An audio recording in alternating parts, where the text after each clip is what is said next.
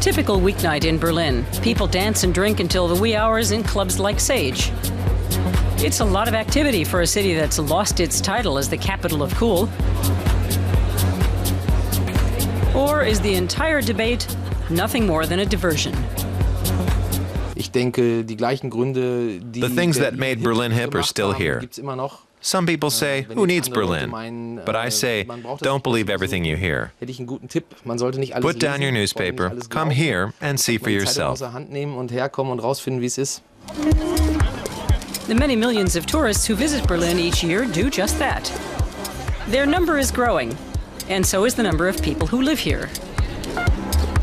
Berlin's the coolest and most relaxed city in Europe. In Berlin, you can dive into a bunch of different worlds and cultures.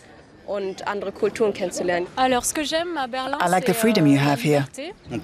You can be anything you want here. It's always changing. It's a permanent Baustelle. Baustelle, that's German for construction site. And it's true, Berlin is still changing. Some mainstays of the counterculture have closed while others take their place. The city is also attracting young entrepreneurs and startups. They're giving the city a boost and creating new hotspots like Café St. Oberholz. Some things have changed, but the mix is still very stimulating.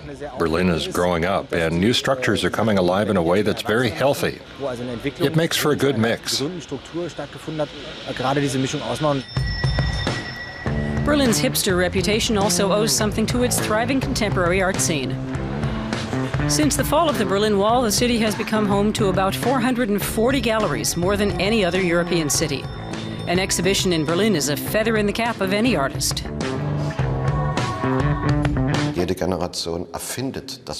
Every generation reinvents Berlin and creates a new city in its own image.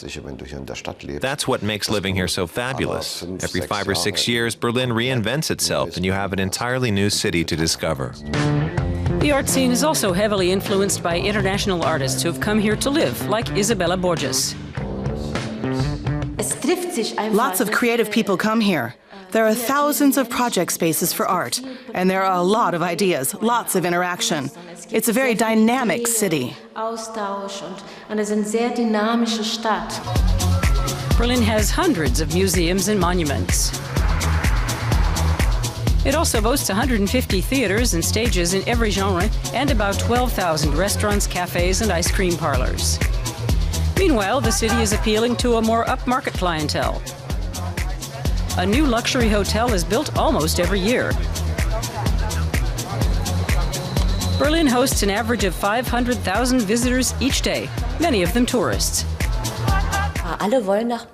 Everyone wants to come to Berlin. Berlin isn't a marketing product someone thought up. It's an authentic city. Berlin stands for freedom, tolerance, creativity, and culture. It's the thrill of the big city, this mixture of subculture, high culture, and authentic history. That's what we're marketing. The history of the former divided Germany fascinates many tourists. And when duty calls, the locals will raise a ruckus to preserve historical sites like the East Side Gallery, the longest stretch of the Berlin Wall still in existence. And then there's the nightlife. The techno club Berghain and the Watergate are on many a must-see list. In the 1990s, after the fall of the Berlin Wall, clubs and bars expanded into the reunified city's many empty spaces, like the techno club Tresor, housed in a former department store. Today, there are fewer unused spaces and everything is more regulated. But Berlin remains a city teeming with possibility. There are still many undiscovered spots in the city with free spaces for new projects.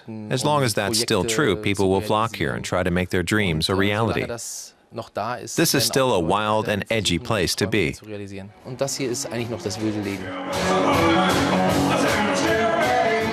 Berlin is still in motion. Clubs or restaurants like White Trash often close in one location only to reopen again elsewhere.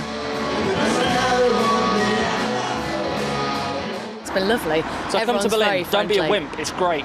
Yeah. And there you have it. After one day and one night, we have our answer. Berlin still seems to be the capital of cool.